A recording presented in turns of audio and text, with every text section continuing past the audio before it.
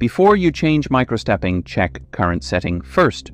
Wrong current setting can hurt performance much more. Many people change microstep count first, but current is usually the first thing to verify.